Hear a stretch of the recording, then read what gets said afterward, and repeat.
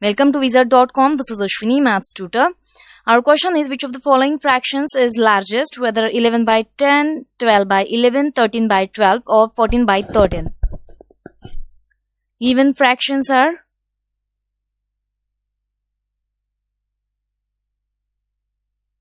fractions are 11 by 10, 12 by 11, 13 by 12, 14 by 13.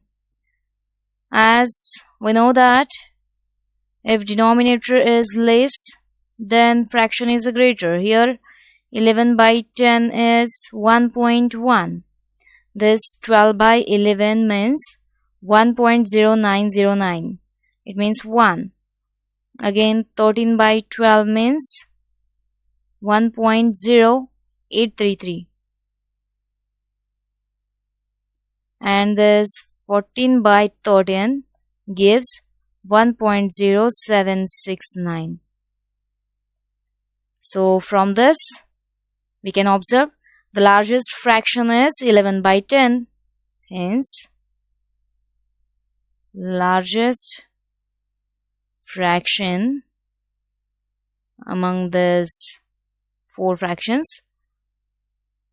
is 11 by 10.